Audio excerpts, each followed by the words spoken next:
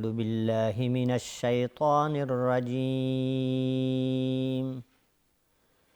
بسم الله الرحمن الرحيم.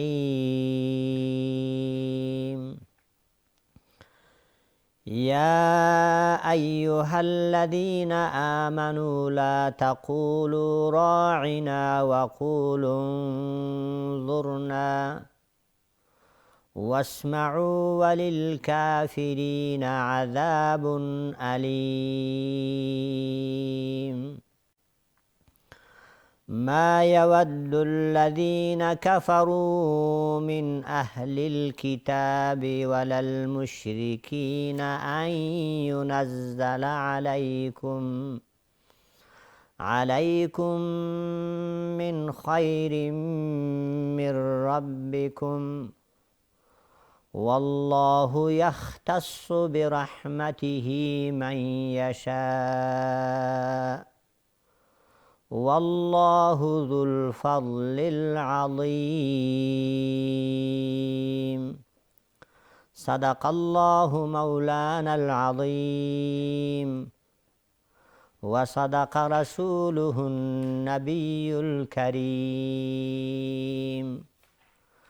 ونحن على ذلك من الشاهدين والشاكرين والحمد لله رب العالمين.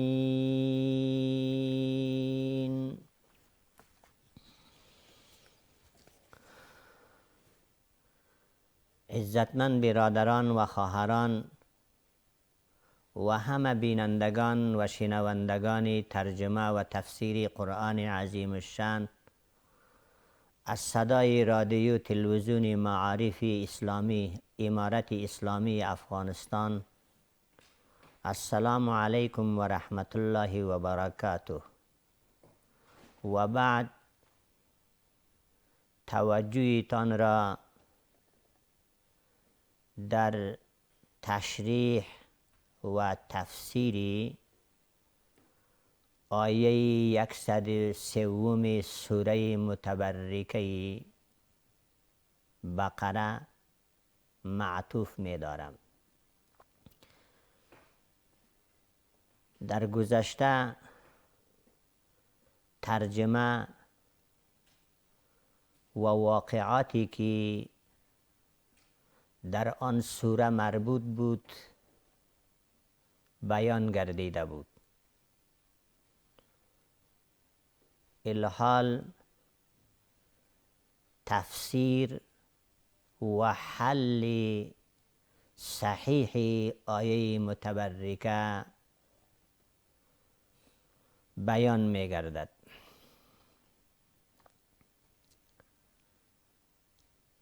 این آیه متبرکه که در آن مسائل سحر و جادو بیان شده و این چنین آمدن دو فرشته به نام هاروت و ماروت امتحانا از طرف الله تبارک و تعالی به زمین تشریف آورده و از قباحت سحر و جادو بیان داشته، در زمان این واقعه علما اختلاف داره.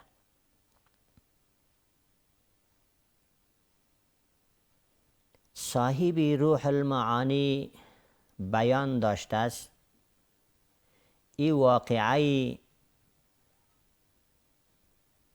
سحر و جادو و تشریف آورده فرشتگان در زمان حضرت ادریس علی نبینا و تسلیم بوده که در آن زمان در تمام دنیا خصوصا در شهر بابل که در زمین کوفه قرار داره که مرکز مملکت عراق بوده، سحر و جادو بسیار به درجه شهرت ترقی یافته بوده. وقتی مردم تأثیر عجیب و غریب و سحر را می دیدند، ساحران و جادوگران را مردمی نیک می دانستند. از جهت کثرت و شهرت سحر و جادو در آن منطقه، فرق و امتیاز معجزات پیامبر علی نبینا و تسلیم و سحر و جادوی جادوگران مشکل شده بود. پس فرق نبی و جادوگر هم در بین مردم مشکل بود. مردم سحر و جادوگران را نیز معجزه فکر می کردند. همچنان در دور ما و شما مسمریزم خیلی پیش رفته، آثار عجیب و غریبی با آن مرتب می شود بر خیال مردم این عمل را حتی به کرامت می دانند و دری دعوای ولایت و غوثیت و قطبیت می کنند. بعضی علما فرموده زمان این واقعه در پیامبری و سلطنت حضرت سلیمان علی نبینا و تسلیم رخ داده است. در زمان سلطنت حضرت سلیمان علی نبینا و تسلیم، شیاطین، دیوها، اینها کتابی ساخته بودند که در آن مسائل های سحر و جادو را، فریب و مزخرفات، کهانت را در آن جایگزین کرده بود. در گوشه و کنارها عملیه سحر و جادو را شیاطین انجام میداد. از کارکرد آنها حضرت سلیمان علیه السلام واقف شد و کتاب و نوشته های شیاطین را از دست گرفت و خود آنها را حبس کرد و آن اوراق را تحت خود زیر زمین گذاشت و بعد از وفات حضرت سلیمان علی نبینا و تسلیم، جنی ها از دفن واقف شدند و آن کتاب مزخرفات را کشیدند. حضرت سلیمان علی نبینا و تسلیم را نیز متهم به سحر و جادو کردند و این کار را در مابین مردم ترویج دادند. پس الله جل جلاله برای رفع این اشتباه در شهر بابل 2 فرشته را فرستاد تا آن حضرات فرق جادو و معجزه حضرات پیامبر اسلام صلی الله علیه وسلم را ظاهر سازد، تا حضرات انبیا علیهم السلام و ساحران باطل امتیاز شود. اما اینکه چرا فرشته فرستاده شد، انبیا علیهم السلام این وظیفه را انجام نداد، جواب این است که یک وجه این که مقصود در بین پیامبران و جادوگران مطلوب امتیاز و فرق بود، چون حضرات انبیا علی نبینا و تسلیم یک فریق بودن، مناسب بود حکم و فیصله کننده، میانجی و منصف باید از جنس دیگری باشد. و دیگر این وجه امتیاز معجزه حضرات انبیا علی نبینا و تسلیم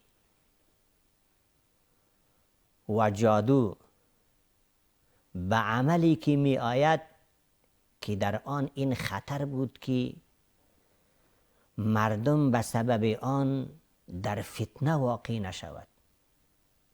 چنانچه این چنین هم شد. سبب و مقصد بعثت حضرات انبیا علی نبینا و تسلیم در روی زمین صرف هدایت مردم و ملت می باشد و ایشان مظهر هدایت می باشد. پس با شأن و منصب حضرات پیامبران علیهم السلام این عمل مناسب نبود که بر آن مفسده مرتب شود. برخلاف حضرات ملائک، زیرا که ایشان بر انجام دادن خدمات تکوینی مسلط‌اند و در امور تکوینی بعضی امور برخلاف امور تشریعی هست. مثلا تربیت بعض حیوانات مضر و زهردار، در حالی که در شریعت به قتل آنها حکم شده است، اما در تکوین فرشته ها به تربیت آنها حکم شده اند. پس وقتی که این دو فرشته آمدن از طرف پاک پروردگار و به مردم بیان فرق جادو و معجزه حضرات انبیا علی نبینا و تسلیم را شیوع کردند، ظاهر است فرق و تمیز زمانی می آید که بعض اصول و فروع سحر برای مردم ظاهر کرده شود. پس ایشان این اصول و فروع را به کسی بیان می کردن به صورت احتیاطی. این التزام را هم شرط گذاشتند. پیش از آموختن کلمات سحر جادو این اصول و فروع را می گفتند که انما نحن فتنة فلا تکفر.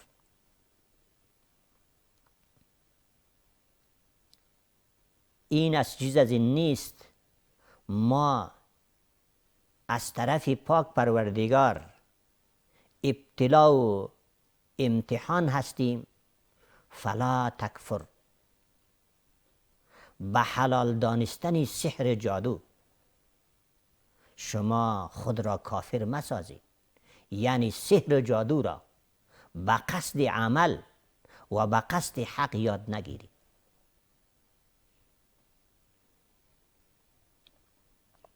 یعنی الله جل جلاله به ذریعه ما بندگان را آزمایش می کند. پس شما با آموختن اصول و فروع سحر کفر عملی یا اعتقادی را اختیار نکنید. اما یهودان وقتی جادو را آموختند، عمل بر جادو را شروع کردند و در جادو ناکارترین جادو آن بود که در بین زن و شوهر جدایی می آوردند.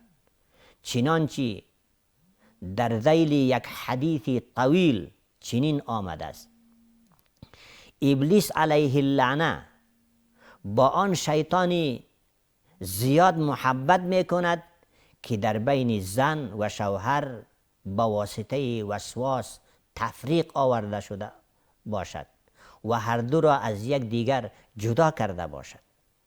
پس یهود چنین قسم جادو را می آموختند. مثالش این که یک عالم به کسی بگوید یک افغانی را به 2 افغانی فروختن این سود است و این سود را نکنید. برخلاف سخن آن عالم، آن کسی که این سخن را شنیده منع از سود شود نمی شود، به سودخواری شروع می کند. یا یک استاد در جریان درس به شاگردان خود عقاید معتزله را بیان می کند. معتزله همه قسم مردمی هست، کارهایی که انسان انجام می‌دهد میگوید که خالق عمل انسان خود انسان است و حالا این خلاف قول الله تبارک و تعالی است که فرموده والله خلقکم و ما تعملون. الله خالق شما است و خالق عمل شما هم است. اما شاگرد مذهب اهل سنت و الجماعت را نمیشنود، این مذهب باطل و غلط را اختیار می کند. پس معلوم است در اینجا غلطی از شاگرد است، غلطی از یهود است که حضرات فرشته می گوید که این کلمات سحر و جادو هست، معجزه امر خلاف عادت است، معجزه نیست و این از کلمات های خبیثه، از ارواح های خبیثه، از اینا استخراج و اضافت میشه. یاد گرفتن از این به قصد عمل حرام است. انجام دادن سحر و جادو کفر است و این را نکنید. اما یهود برخلاف حکم فرشته سحر و جادو را به قصد اخلاص و عمل یاد می گرفتند، خصوصا امان سحر و جادویی که تفریق جدایی بین زن و شوهر می آید. در اینجا ملامت فرشته ها نیست. اعتراض غلط است که فرشته ها سحر و جادو را به مردم تعلیم داده و امر کرده که سحر جادو است که را انجام بدین و این تشریح و حل آیات متبرکه هست.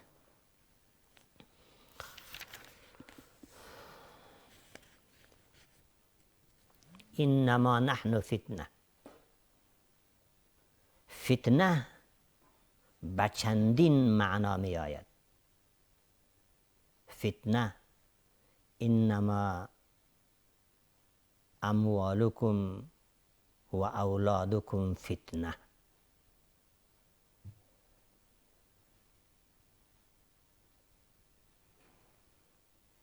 و دیگر در قرآن کریم هم جای آمده و قاتلوهم حتی لا تکون فتنه. در اینجا هم کلمه فتنه ذکر شد. فتنه به مختلف معانی استعمال میشه. در اینجا به معنای امتحان هست. همچنان در نزد حضرت عمر رضی الله تعالی عنه کسی حاضر بود، از فتنه سخن شد. آن شخص گفت که اینی احب الفتنه و اکره الحق. حضرت عمر قهر کرد، فرمود که فتنه شرک و کفر میگه، حق نام خدا هست، الله جل جلاله حق است. معنای سخن تو ای شد که ما شرک و کفر دوست دارم و الله را بد میبرم. لحاظا جلادهای خود را خواست تا که این شخص را به کیفری گفتهاش طبق دانش حضرت عمر به جزایش برسانه. در این حال حضرت علی رضی الله تعالی عنه حاضر شد و از سخنای محفل آگاه شد و بعد حضرت علی رضی الله تعالی عنه حکیمانه فرمود: اینی احب الاولاد الفتنه، من دوست دارم فرزند را و این فتنه است. انما اموالکم و اولادکم فتنه و اکره الحق الموت، گفت که بد میبرم حق را، یعنی مرگ را. حضرت عمر رضی الله تعالی عنه به معناهای مشترک فتنه فهمید، فرمود: لولا علی لهلك عمر، اگر علی نمی بود معنای فتنه را به معانی مختلف توضیحات نمیداد، به قتل آن شخص عمر هلاک میشد. لہذا فرشته ها هم گفتن که ما برای آزمایشی، امتحانی جادوگر از پیامبر و جادو از معجزه برای ازی آمدیم. شما حلال دانسته سحر و جادو را به خدا و به کتاب الله و به شریعت آورده رسول الله شما کافر نشوید.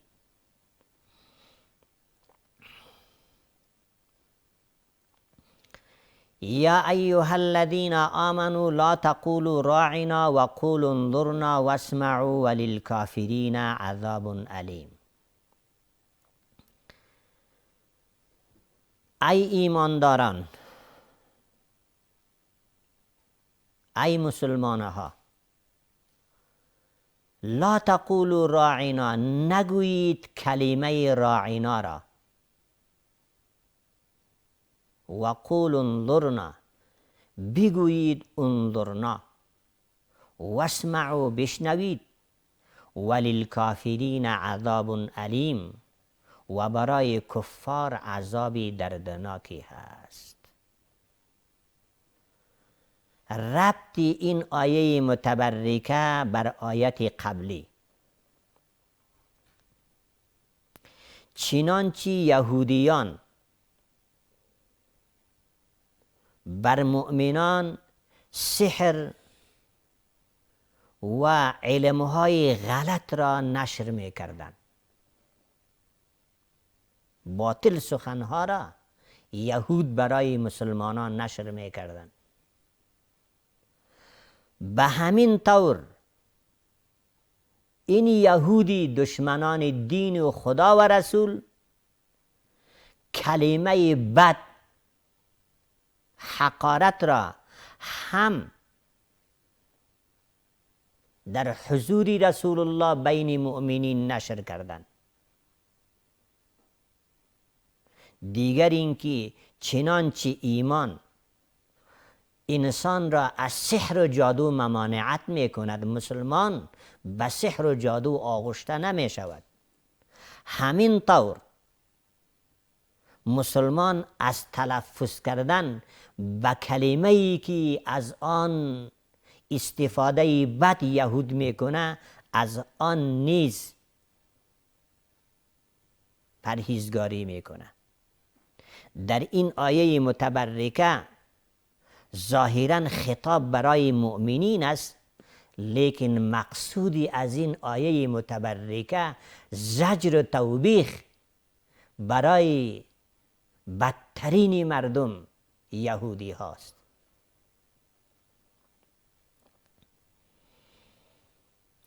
یهودی ها در مجلس نبی کریم صلی الله علیه و سلم به لباس مسلمان ها می آمدند.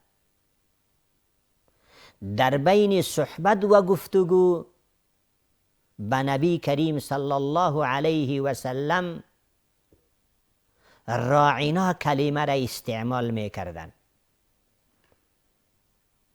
راعنا دو معنا داره. یک معنای ظاهری که در جریان صحبت و گفتگو راعنا می گفتن، یعنی رعایت و لحاظ ما را بکن، قدر دانش ما ای پیامبر صحبت بکن، وعظ و نصیحت بکن. یعنی وعظای خود را تکرار به لهجه عام فهم،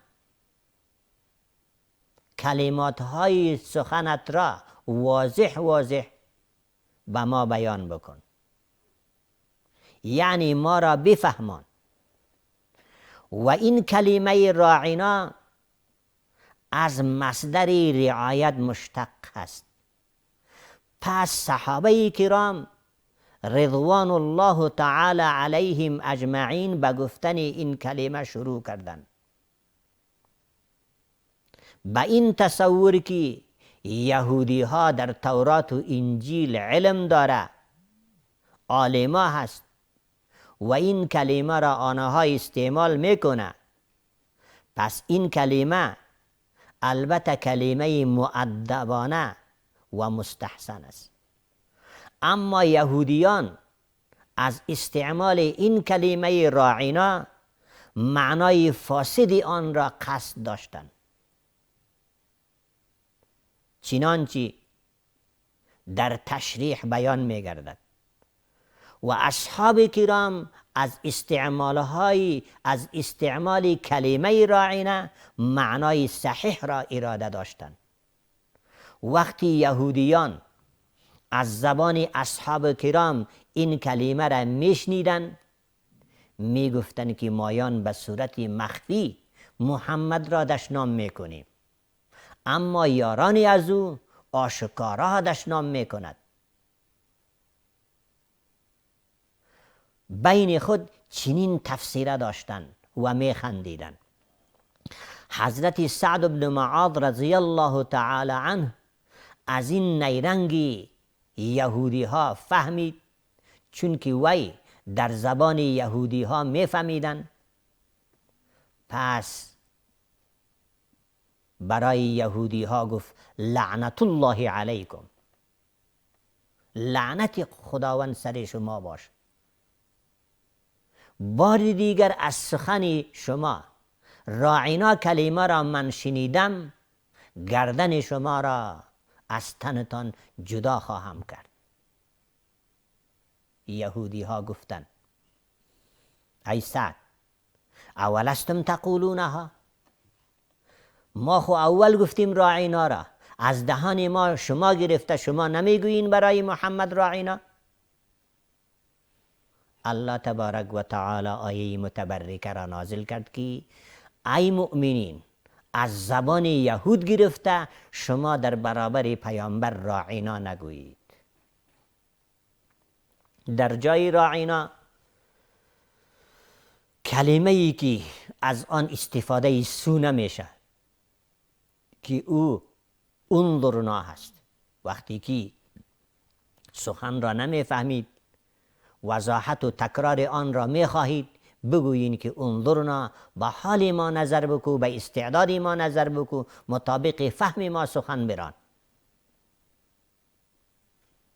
زیرا کلمه راعینا احتمال معنای فاسد را داره. امام قرطبی رحمت الله تعالی علیه در اینجا دو مسئله را معلوم کرده. اول، اجتناب پرهیز کردن از آن کلماتی که محتمل معنای فاسد باشه. او قسم کلمه باید استعمال نشود در حضور نبی کریم صلی الله علیه وسلم درباره پیامبر که یک معنای از این درست، دیگه معنای از این فاسد باشه. اگرچه بعضی مستعملین مانند صحابه کرام معنای صحیح آن کلمه را قصد داشته باشه، باید کلماتی محتمل معنای فاسد استعمال نشود. و همچنین مسلمانها برای اولادهایشان همان نامهایی که هم معنای صحیح را داره است، هم معنای غلط را داره است، این قسم نام را برای فرزندانشان نامگذاری نکنند. مانند عبد الرسول یا عبد النبی یا عبد المحمد، عبد الحسین، عبد الحسن، اگرچه به تأویل این نامها صحت پیدا میکنه، مثلا ما عبد را به معنای خادم میگیریم یا عبد را به معنای غلام میگیریم، عبد الرسول غلام رسول، عبد النبی غلام یا به معنای پسر بچه نبی یا خادم نبی، به تأویل درست میشه. اما به غیر تأویل در ظاهر غلط معنا را استفاده میکنه که بنده رسول یا بنده نبی، بنده حسن، بنده حسین. یا مثلا بعضی انسان ها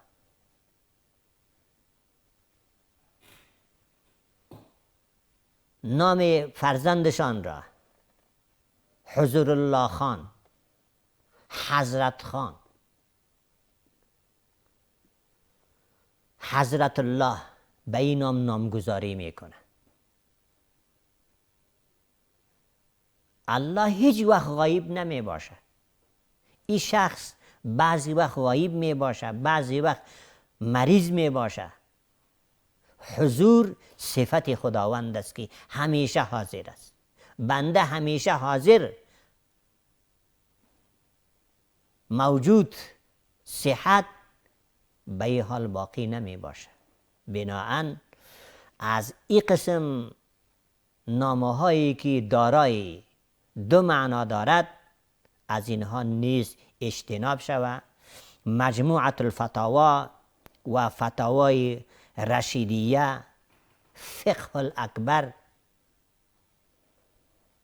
این مسائل را ذکر کرده. باید بهترین نام عبدالرحمن، عبدالرحیم، عبدالله، عبدالمجید این نامه هاست که برای فرزنده ها گذاشته شود. دوم، بند کردن اسباب سد ذرایع، یعنی چنان کار و کلمه اگرچه فی نفسه جایز باشد اما ذریعه شود برای حرام، پس ترک آن نیز ضروری است. راعینا چند وجوهی دارد. اول، راعینا از رعونت گرفته شده باشه به معنای کمعقلی استعمال میشه. یهود راعینا میگفتن برای رسول صلی الله علیه وسلم، یعنی نعوذ بالله برای رسول الله صلی الله علیه وسلم کمعقلی را نسبت میکرد. وجه دویم، این معنا در زبان سریانی الف را در اخیر برای نداست، پس این توهین رسول الله است. راعینا یعنی مزدوری ما.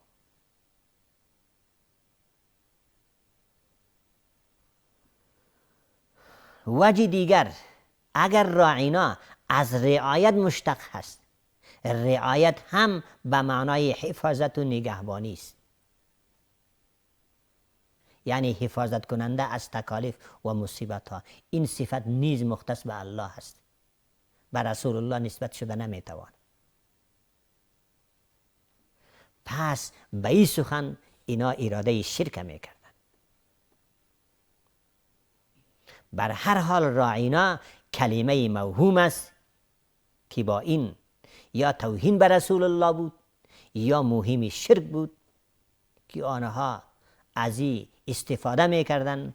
الله تبارک و تعالی منع داشت و در عوضی از او فرمودن که وقولوا انظرنا، بگویین به ما مهلت بدی، جدا جدا تلفظ بکن. و یا با فکر و با توجه به حال ما سخن بران. واسمعوا، از این سخن اطاعت و قبول مراد است. احکام الله را قبول بکنید. ما یود الذین کفروا من اهل الكتاب ولا المشرکین. کفار اهل کتاب و مشرکان از ته دل نمیخواهند که خیری از طرفی الله جل جلاله بر حضرات مسلمان ها بریزه. به خیر مسلمان ها هیچ آنها از ته دل راضی نیست. والله یختص برحمته من یشاء. الله جل جلاله اختصاص میدهد به رحمتش هر کسی را که بخواهد. والله ذو الفضل العظیم. خداوند جل جلاله دارای فضل بزرگی هست. ما یود الذین کفروا، یهود و نصارا، این اردو گروه میخواهند رسم رواجی که در بین شما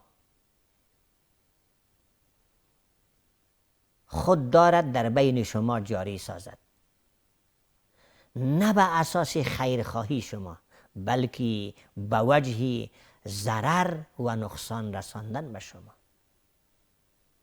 ولل مشرکین، این عطف است بر بالای اهل کتاب. مقصود این است که کفر بر دو قسم است. یکی کافری کتابی که به نام کافری کتابی باقی مانده که یهود و نصارا امروز میکروب در تمام دنیا هست.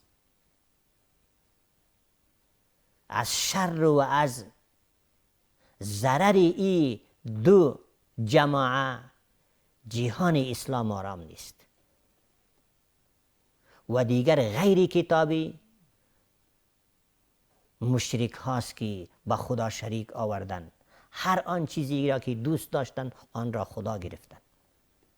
مراد از خیر وحی قرآن کریم است. با آمدن قانون و پیام الله که کامیابی دنیا و آخرت است، اینا راضی نیست، دوست ندارن به شما.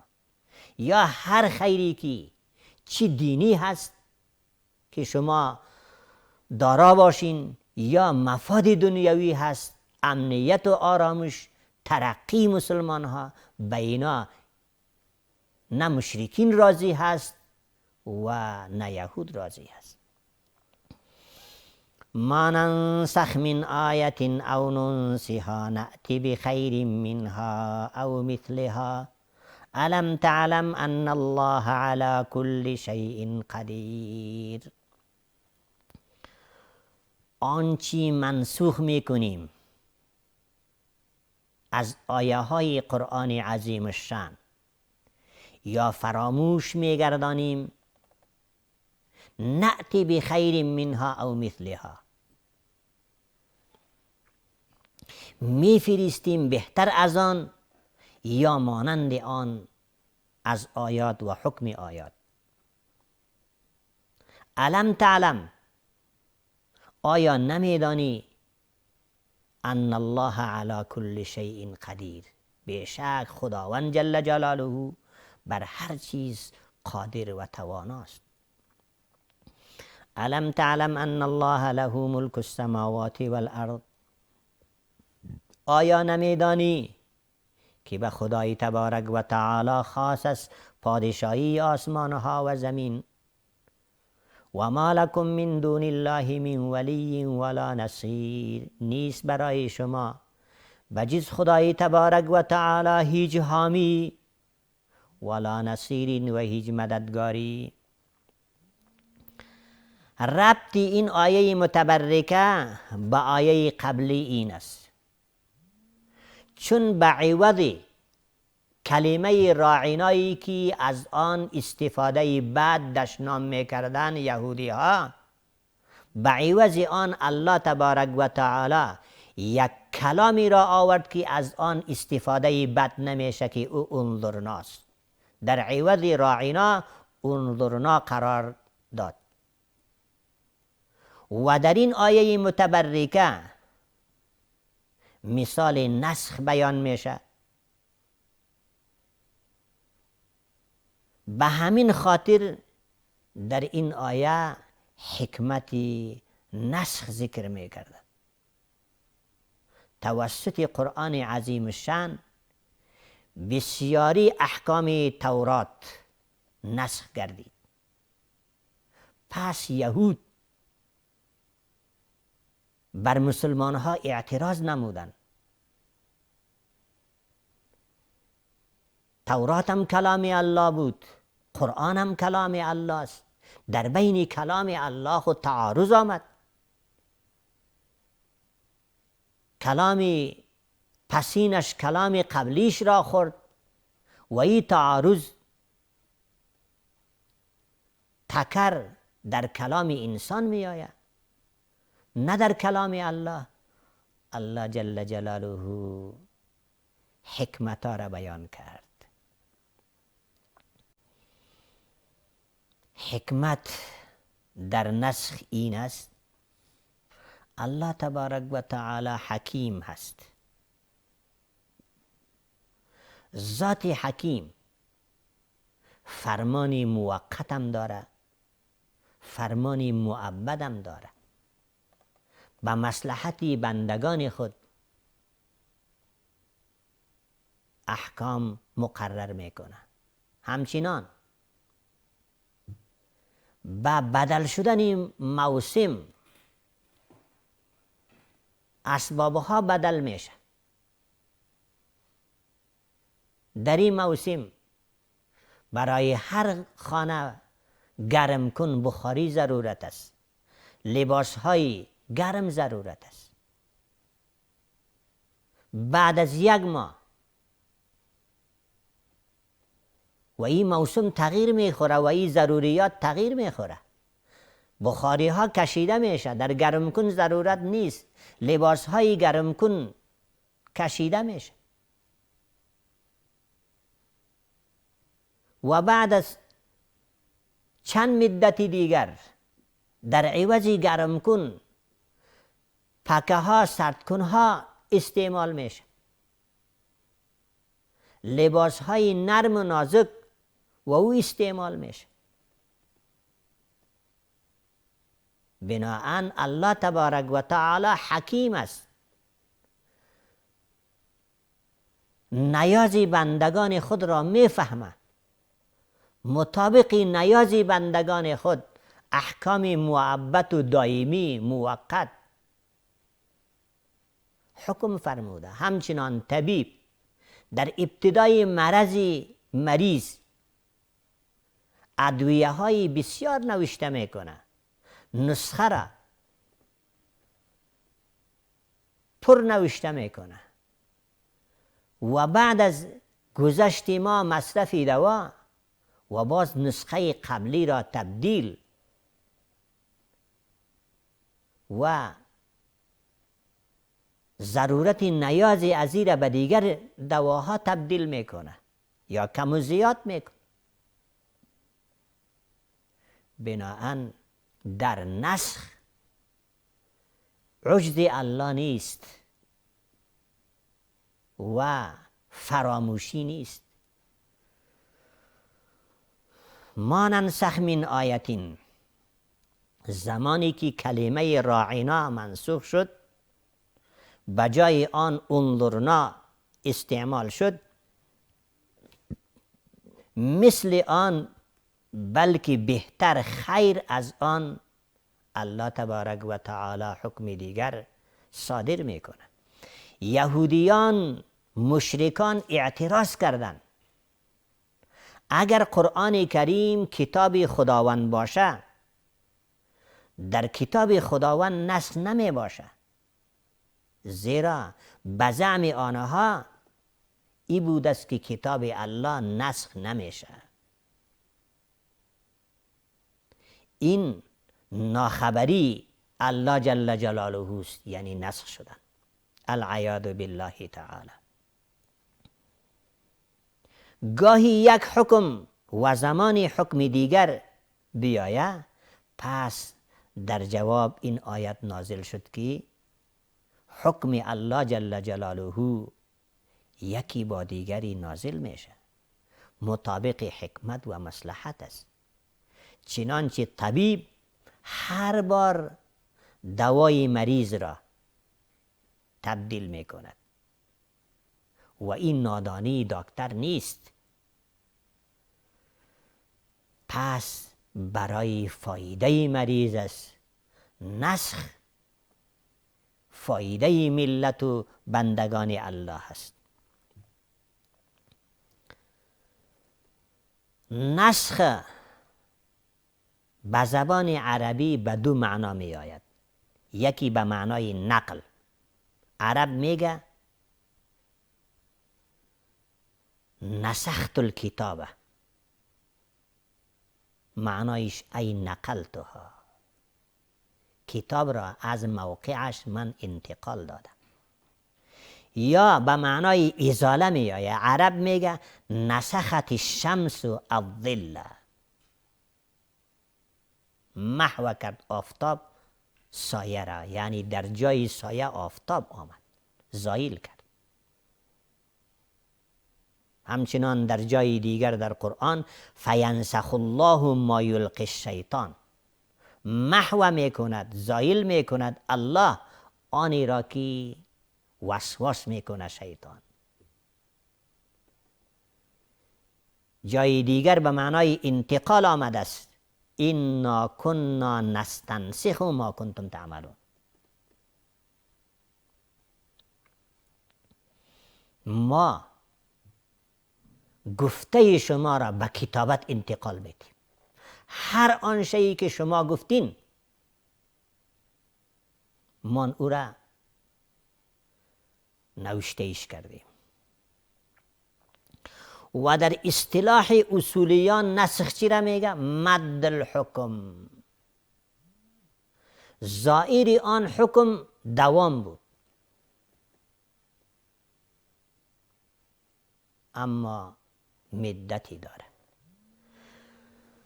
و بعضی علما گفتن که نسخ در اصطلاح محو نمودن حکم شرعی مقدم به دلیل شرعی مؤخر. حکم اول را، مقدم شرعی را، ایرا منسوخ میگوید و متأخر را ناسخ گفته میشه.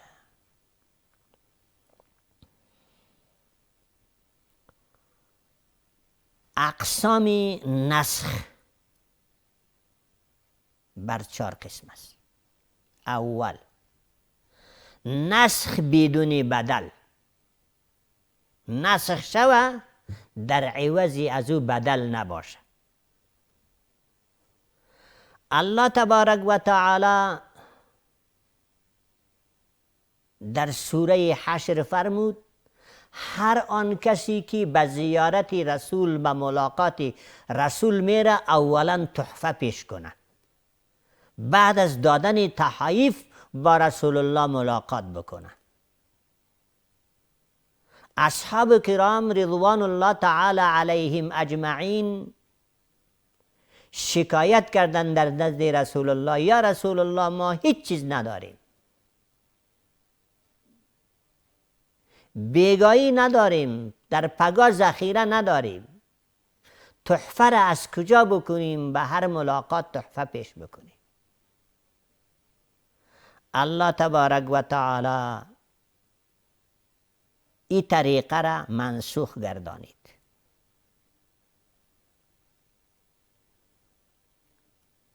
فرمود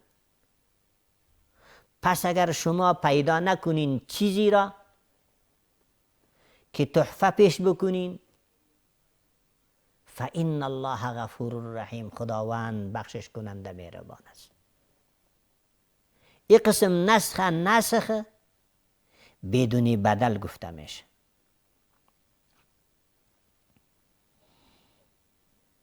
تحفه نسخ شد بدون بدل.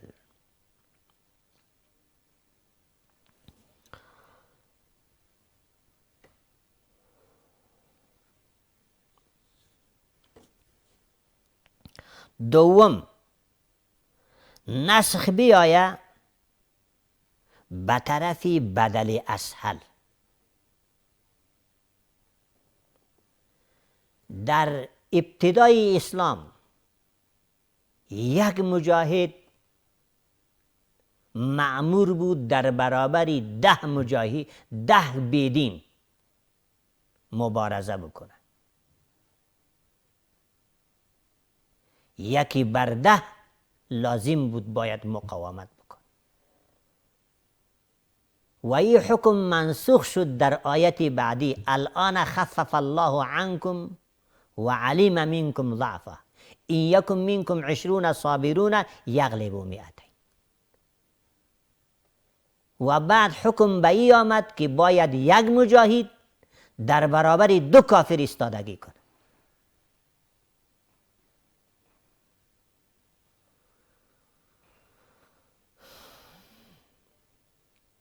سوم نسخ به سوی بدل اثقل. اولا قبل از فرضیت روزه ماه رمضان مبارک، روزه فقط روزه عاشورا 10 محرم بود. فرضیتی از این منسوخ گردید به این آیه متبرکه شهر رمضان الذي انزل فيه القرآن یا ایاما معدودات یا فمن شهید منکم الشهر فلیصم. هر کسی که زنده و حاضر باشد در ماه رمضان مبارک شرایط روزه برابر باشه فلیصم و روزه بگیره. این نسخ به سوی بدل اثقل. چهارم نسخ به سوی بدل مساوی. پیامبر اسلام صلی الله علیه و سلم مهاجر مدینه گردید.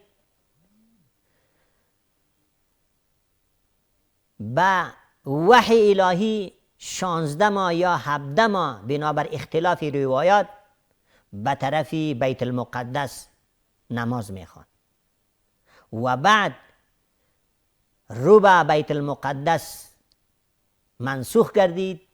الله فرمود که فولی وجهک شطر المسجد الحرام. این قسم نسخ را نسخ به بدل مساوی گفته میشه.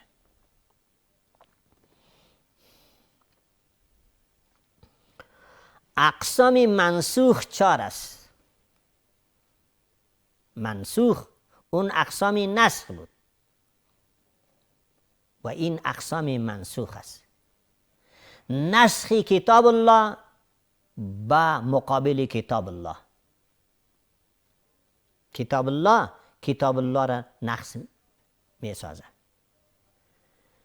در ابتدای اسلام حکم الله ای بود که وصیتا لازواجهم متاعا الی الحول غیر اخراج. هر آن کسی که وفات میکرد زنی از او 1 سال عده می نشست. از خانه شوهر تا به مدت 1 سال بیرون کرده نمی شد و از این خانه استفاده می کردن، می خوردن و می نوشیدن و می پوشیدن. و بعد توسط آیه 234 سوره متبرکه بقره والذین یتوفون منکم و یذرون ازواجا یتربصن بانفسهن 4 اشهر و 10 متاعا الی الحول.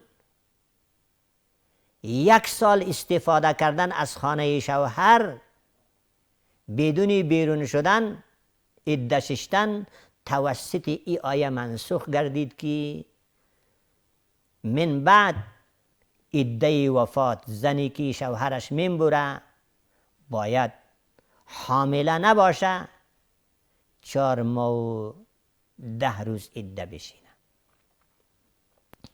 نسخ سنت حدیث در مقابل حدیث. پیامبر اسلام صلی الله علیه و سلم در ابتدا فرمود لعن الله زوارات القبور، خدا لعنت کرده آن زنهایی را که لباسای نو، عطر و پودر کشیده و استعمال کرده به طرف قبرستان ها میره و خاک قبرستان را میگیره و در چشمایش میماله و اگر شیر نداشته باشه در سینه ها میباله و در زخمای خود میماله و از آن استفاده میکنه. به این قسم زنا رسول الله لعنت گفت. و بعد دیدن که زنا هم از مسائل اسلام با خبر است، فقط در قبرستان ها به خاطر یاد آوردن مرگ و به خاطر عبرت میره، خاک آن را در چشم نمیماله و یا از آن مدد طلب نمیکنه، به زخم و به مریضی خود یا از آن اولاد طلب نمیکنه یا به شیر افزایی خاک آن را در سینه نمیماله، فقط به خاطر یادآوری مرگ که مرگ در یادم باشه، گناه نکنم، توبه بکنم، به این خاطر زنا می رفته. لحاظا اجازه داد که لقد نهیتکم عن زیارت القبور الا فزوروها، من پیشتر شما را از زیارت قبر منع کرده بودم، الحال فهمیدم که شما به خاطر استعانت و کمک طلب کردن در قبر نمی رفته اید، بلکه به خاطر عبرت و به خاطر یادآوری مرگ، توبه و تضرع از گناه و به این چیزها در آنجا می رفته اید. الا با خبر باشین فزوروها، پس زیارت بکنین که تا شما هم در مرگ آمادگی بگیرین و از گناه و از غلطی ها پرهیز کنید. سوم، نسخ حدیث توسط کتاب الله. نماز رسول الله صلی الله علیه و سلم بعد از هجرت به طرف بیت المقدس ثابت به حدیث بود. رسول الله صلی الله علیه و سلم از پیش خود کاری نکرده است. و ما ینطق عن الهوى ان هو الا وحی یوحی، از نزد خود گپ نزده و از خواهشات خود کاری نکرده، هر چی که کرده امر الله را کرده. از او جهت شاعر میگه گفته او گفته الله بود، گرچه او از حلقوم عبدالله بود. چیزی را که خدا گفته همان را برای مردم گفته، چیزی که خدا فرموده که بکردن آن را کرده. لحاظا 16 ماه یا 17 ماه طرف بیت المقدس نماز خوانده به حدیث ثابت است و این حدیث نسخ شد توسط این آیه متبرکه که فول وجهک شطر المسجد الحرام، پس بگردان رویت را طرف مسجد الحرام در نماز. چهارم، نسخ کتاب الله به سنت. کتاب الله به سنت مشهوره یا متواتره نسخ شده باشه. الله در کتاب فرمود ان ترک خیرا الوصیة للوالدین والاقربین، هر آن کسی که قریب مرگ است، در سکرات الموت است یا مرگ در یادش است، اگر او مال میگذاشته باشه للوالدین، برای پدر و مادر و برای نزدیکان خود وصیت کنه، یعنی از مال خود حقوق آنها را تعیین کنه. این نسخ شد توسطی حدیثی مشهور. و حدیثی مشهور این است: ان الله اعطى كل ذی حق حقه فلا وصیة للوارث. الله تبارک و تعالی توسط قرآن عظیم الشان یوصیکم الله فی اولادکم للذکر مثل حظ الانثیین، حق و حقوق و میراثی مرد و زن را بیان فرموده و این را به زبانی فرشته نگذاشته است، به زبانی علما و متنفذین نگذاشته است. خود الله تبارک و تعالی حقوق و میراثی، ذوی الفروض، عصبه، اینا را بیان فرموده. و حدیث تشریح داده که ان الله اعطى كل ذی حق حقه ولا وصیة للوارث. با وارث وصیت درست نیست. توسط این ترک خیرا للوصیة فللوالدین والاقربین در اونجا وصیت میشد.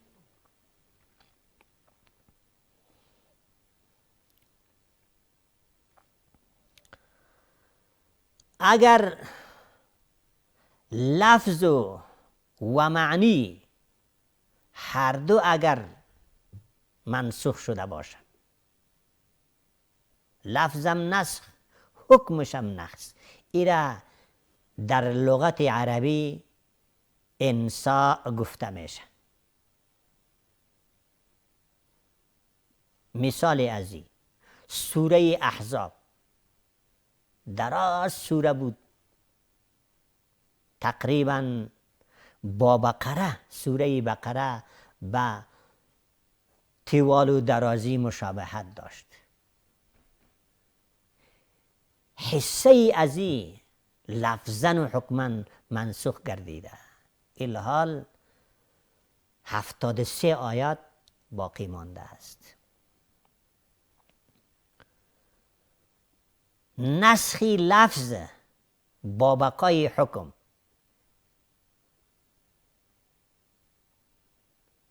لفظ تلاوت نمیشه، خوانده نمیشه. اگر حکم باقی باشه، مثال ازی الشیخ و الشیخة اذا زنایا فرجموهما نکالا من الله والله عزیز حکیم. لفظی ازی منسوخ است، حکمی ازی باقی هست. از او جهت شیخ و شیخه، زنی شوهردار و مردی زندار، هر آن مرد و زنی بعد از قرارداد نکاح خلوت صحیحه آمیزش میکنن و بعد از او زنا را حرام دانسته و زنا مرتکب میشه، شرایط زنا ثابت میشه، لہذا اینها را فرجموهما رجم، سنگسار کرده میشه. لفظ این آیه منسوخ است، تلاوتش منسوخ است، حکمش باقی است. از او جهت در نماز خوانده نمیشه، لفظش منسوخ است.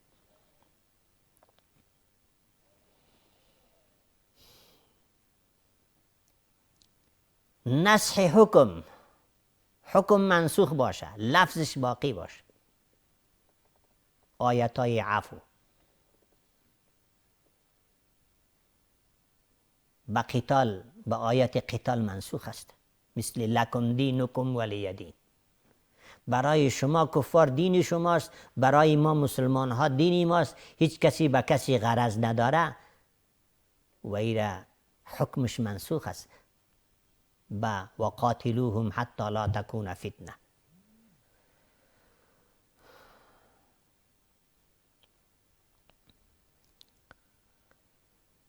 نسخ در ذات حکم می باشه یا در وصف، مانند تقیید مطلق کتاب الله. مثلا در قرآن کریم درباره کفاره، مثلا کسی مادر خودم به محرم تشبیه میده، الله فرمود باید کفاره ادا بکنه. کفاره ای از این تحریر رقبه است. یا مثلا کسی قسم میخوره به قسم بر و براعت پیدا نمیکنه، خانیس و گناهگار میشه، به این به خاطر رفع جرمش کفاره است. فتحریر رقبه، مقید آن در کفاره قتل، فتحریر رقبه مؤمنه.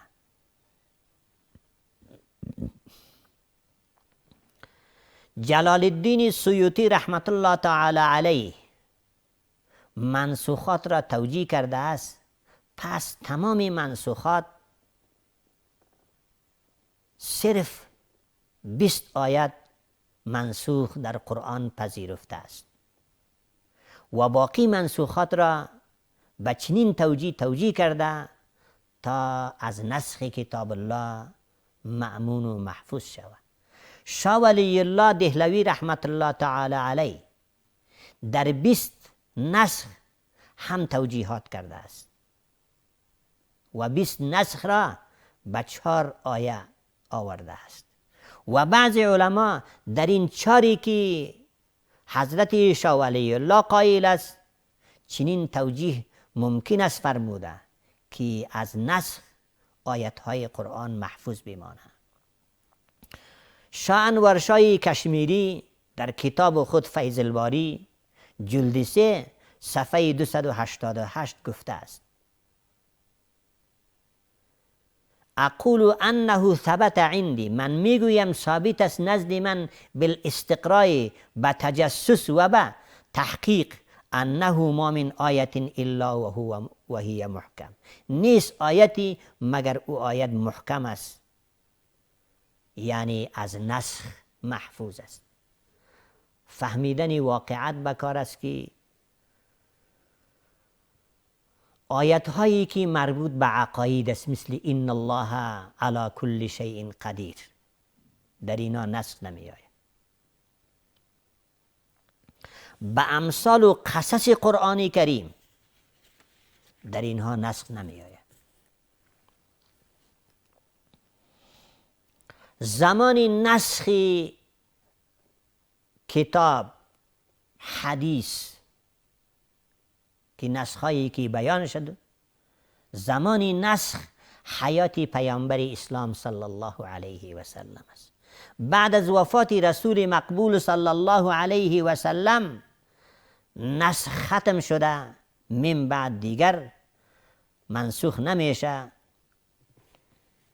و حکمتی از نسخ ای نظر به سوی مصالح عباد است. الله تبارک و تعالی از روی مصلحت بندگانش حکم مؤبد و حکم موقت حکم فرموده. ما ننسخ، مایی در این کلمه محلا منصوب است. این ما یا موصوله متضمنی معنای شرط است یا موصوفه است. ننسخ به توسط ما مجزوم گردیده. ننسیها نیز عطف بر بالای ننسخ ایم مجزوم. من آیتین جار مجرور ای منصوب است محلا بنابر تمیزیت برای مای مبهمه.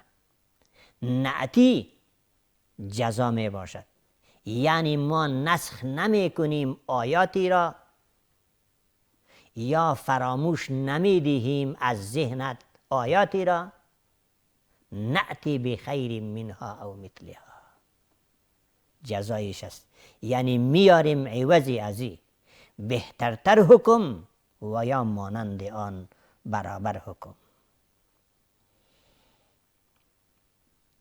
معنی نسخ این است که حکمش منسوخ شود، تلاوتش باقی میماند، ایرا نسخ گفته میشه. معنای ننسی ها این است که با لفظ و حکمت را از ذهنت ختم میکنیم. همچنانی که گفتیم که سوره احزاب حصه از این که هست از لفظ حکم دور کرده شده. بخیر منها او مثلها، حکمی که آورده شده خیر از آن حکمی منسوخ است یا مانند و مثل آن هست به اعتبار ثواب اجر. ان الله علی کل شیء قدیر، الله بر هر چیز قادر است، با آوردن خیر یا مانند آن نیز قادر است. له ملک السماوات والارض، ای جمله پس اختیاری نسخ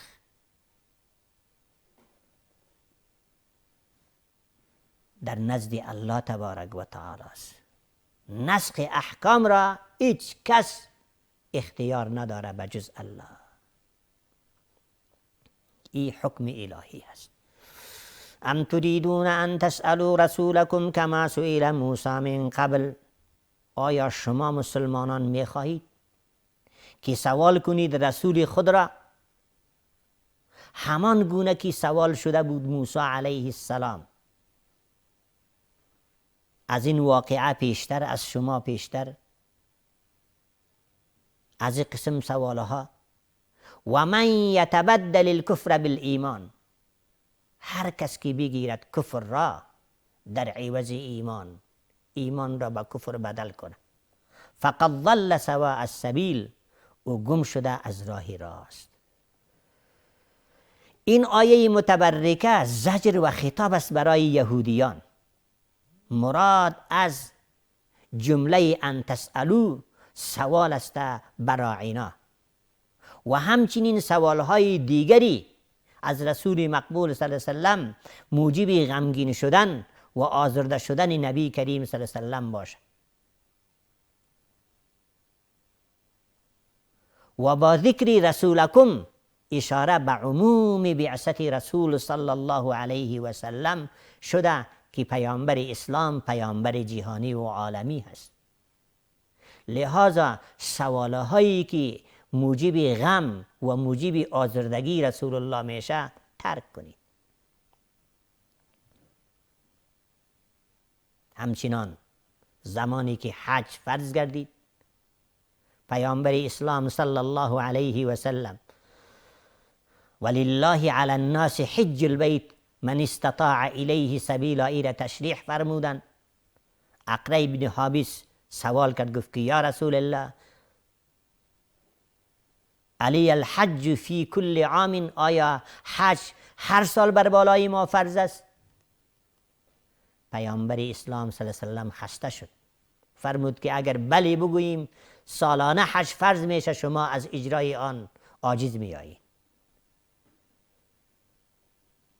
کما سئل موسی، یعنی بزرگان شما یهود از موسی علی نبینا و تسلیم سوالاتی گستاخانه میکردن.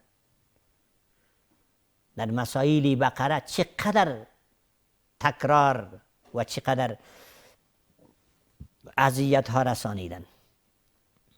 شما از نبی کریم صلی الله علیه و سلم نیز میخواهید که گستاخانه سوال بکنید؟ هرگز برا به خوی یهودی ها نروید. هر آن چیزی که گفت سمعنا و اطعنا بگویید. و من یتبدل الکفر بالایمان، یعنی کفر را در بدل ایمان انتخاب کردن، ای جزای بزرگی هست. ود کثیر من اهل الكتاب لو یردونکم من بعد ایمانکم کفارا حسدا، عده‌ای از اهل کتاب به ته دل میخواهد لو یردونکم، شما را پس از مسلمان شدنتان، من بعد ایمانکم، بعد از ایمانتان، به طرف کفر برگردانه. به این کار ای اهل کتاب یهود و نصارا چی فایده میکنه؟ که ای در دنیا به نام حقوق بشر و کمک و دیگر رو گشت و گذار میکنه، بی حیایی را برای مردم نشان میده، حقوق زن میگه تا که زنها را بی پرده بسازه، مردا را با یک دیگر قریه به قریه جنگ بیاندازه به نام کمک و غیره، بالاخره از ایمان مردم را به طرف دین باطل و فرسوده ایشان بیاره. از این چی فایده است؟ الله فرمود که حسدا من عند انفسهم، چون که اینها در لعنت خدا گرفتار است. ذلیل‌ترین مردمی در نزد الله در دنیا و آخرت اینا هست و اینا هیزمای جهنم است، ابدا ناکام است. میخواه حسد میکنه که دیگران ناکام باشه. حسد هر قسمی که باشه با تمام جنبش صفت مذموم و بد و گناهی کبیره است. همچنان تشریح ازی در سوره فلق و من شر حاسد اذا حسد آینده تشریح شدنی است. این کارای ازی که دیگران را مانند خود ناکام بسازه، محروم زندگی ابدی جنت و آخرت از این محروم بکنه، لحاظا به مسلمان ها حسد داره تا مانند خودش محروم رحمت ابدی شود. من بعد ما تبین لهم الحق، بعد از این که ظاهر شد برای آنان حق، دین، اتباع پروردگار و اطاعت رسول حق است، به این انسان در دنیا آبرو، در آخرت کامیابی پیدا میکنه. اینا را شیطان هوا و هوس ناکامش کرده، از حق دورشان کرده، مسلمان را هم نمیگذاره در حق باشه. الله فرمود فعفو، تو ای پیامبر 5 اخلاق و اعمال را با خود داشته باش. اول امیست که از این قسم بدبخت، میکروب، مضر که شب و روز در اذیت خلق خدا فکر میکنه و میرزمه، از اینا عفو بکن. واصفحوا، از انتقام گیری از اینا روی بگردان، حتی بیاید الله جل جلاله به امرش که او حکم جهاد است و یا عذابی توسط قوه مسلمان هاست یا عذابی از آسمان است. حتی یأتی الله بامره، تا که بفرستد خداوند جل جلاله حکم خود را به کدام عنوان عذاب الله، قهر الله سر این دشمنان خدا می آید. ان الله علی کل شیء قدیر، بیشک خداوند جل جلاله بر هر چیز قادر است. عفو صفح. سوم و اقیم الصلاة، در برابر بدبختی و سیالداری و جنایات و جرایمی از اینها تو در نماز رجوع بکو، نماز را دایم بدار، قایم بدار. و آتوا الزکات، ادا کنید زکات مالتان را، به فقرا صله رحمی کنید. و ما تقدموا لانفسکم من خیر، آن خوبی ها را جلو یعنی پیش می فرستید برای نجات نفسانتان از کارای نیکی و ایره تعطیل و تأخیر نکنین. نیک کارها را، خوب رویه ها را، اینا را اضافه بکنین.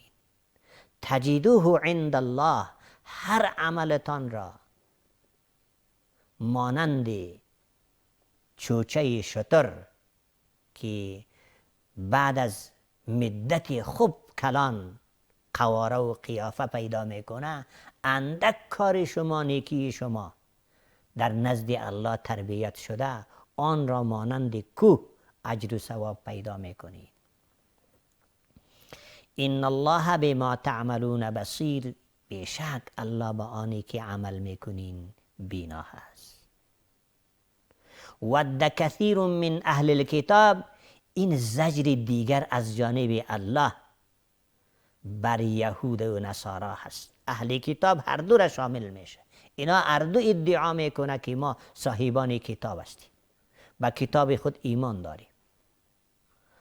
لو یردونکم، لوی از این تمنایی است، شب و روز آرمانش ایست که پسر خود را یاد نمیکنه، زنش به حیا گشت است، آن را اداره و به آن توجه نمیکنه. فقط آرمان و آرزویش امیست که کرا توسطی وسواس قسم قسم آله های له و بیهوده از تقوا و پرهیزگاری دورش بکن. حسدی که با اسلام با مومن داره، شب و روز ایره خواب نمیبره ای بیدین یهود و نصارا را. یا لو مصدریه است برای تأکیدی ود دسته.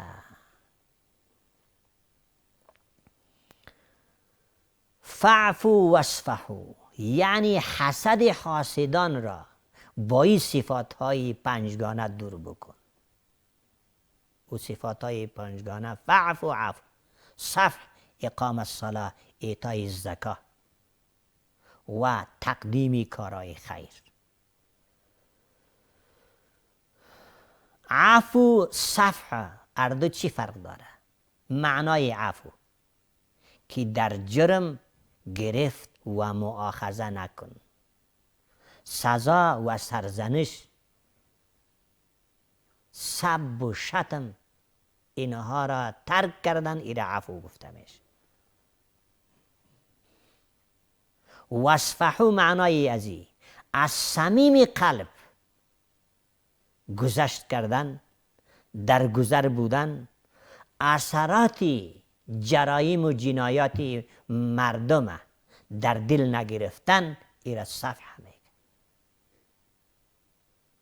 الله با امر خود بر بالای اینها بیایه تفصیل شد که یا عذاب است و یا امر به جهاد مؤمنین است. و قالوا لن يدخل الجنة الا من کان هودا او نصارا، میگویند اهل کتاب هرگز در جنت نمی رود کسی مگر کسانی که آن در تنظیم یهودی باشه، یهود باشه یا نصرانی باشه. تلک امانیهم، این گفتار و این خیال آرزوهای باطله این مردم است. بگو ای محمد هاتو برهانکم، بیارین به این تقاضایتان، گفتارتان، دلیلتان را، اسنادتان را، اگر شما راست باشید. بلا من اسلم وجهه لله و هو محسن، بلکه هر کس که خود را تابع خداوند جل جلاله گرداند و حالا آن عامل کار نیک باشد، فله اجره عند ربه، پس برای اوست ثوابش نزد پروردگارش کارایی کرده از خوبی ها. ولا خوف علیهم ولا هم یحزنون، و نه ترسی دارن و نه غمگین می شوند. و قالت الیهود لیست النصارى علی شیء، یهود میگوید نیست نصارا برای دینی صحیح نداره. و قالت النصارى نصارا میگویند که نیست یهود بر دینی صحیح و هم و حالا هر دو تلاوت میکنند کتاب الهی را و هر دو تورات و انجیل را تلاوت میکنند. هر دو کتاب صحیح هست، یعنی هر دو به این گپشان کافر شدند. یهود نصارا را گفتند که بر دین نیست، بر دینی صحیح نیست و حالا اونا خود را بر دینی صحیح می دانستند که پابند انجیل است. لحاظا به این گفتنشان از انجیل را دینی صحیح نیست گفت، انکار از انجیل کرد، کافر شد. نصارا یهود گفت که علی شیء، بر شیء نیست و حالا یهود خود را می دانستند پابند تورات است، از تورات را شیء نیست گفت نصارا، لحاظا نصارا هم کافر شد. کذالک همچنین گفت آنانی که نمیدانند، جاهلان، مثل قولهم مانند سخنای از اینها که مشرکین مکه است و تمام کفار غیر اهل کتاب. فالله یحکم بینهم یوم القیامة فیما کانوا فیه یختلفون.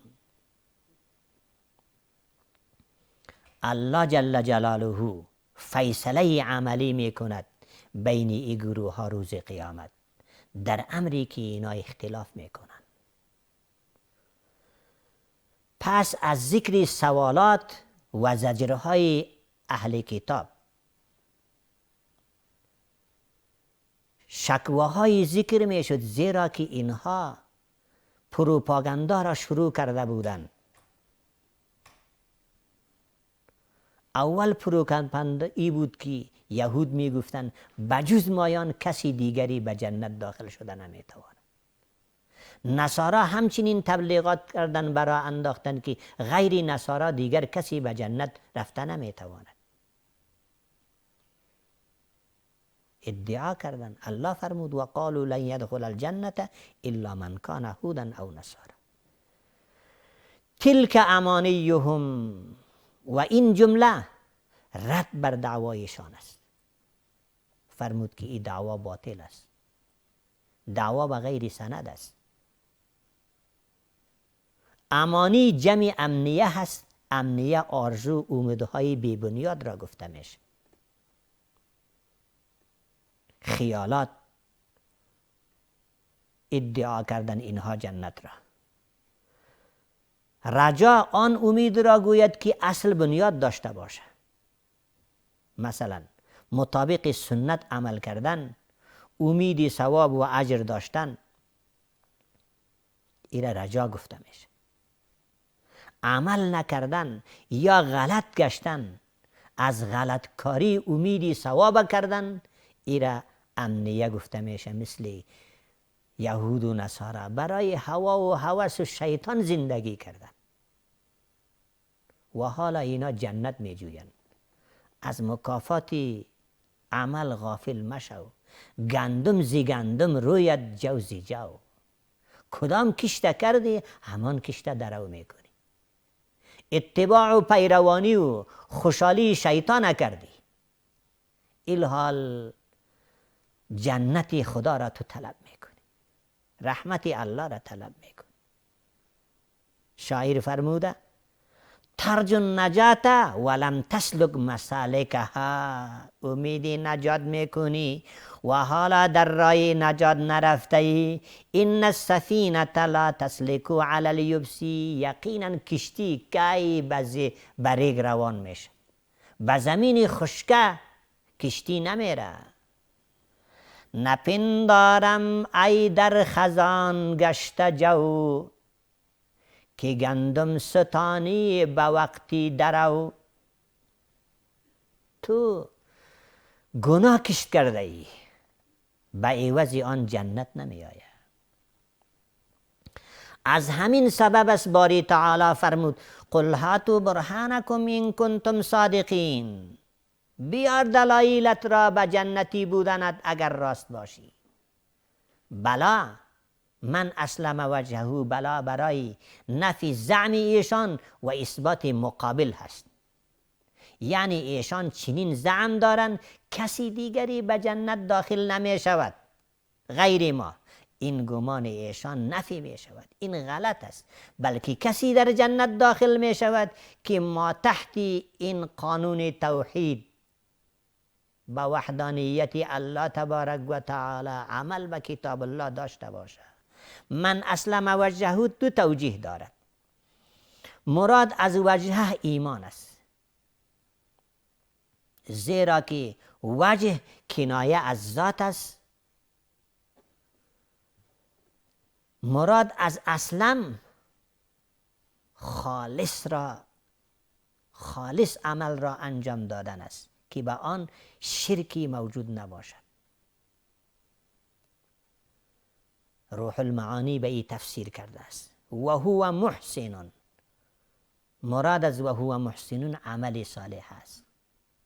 کسی که ایمان آورد به خدا و عمل صالح بکنه،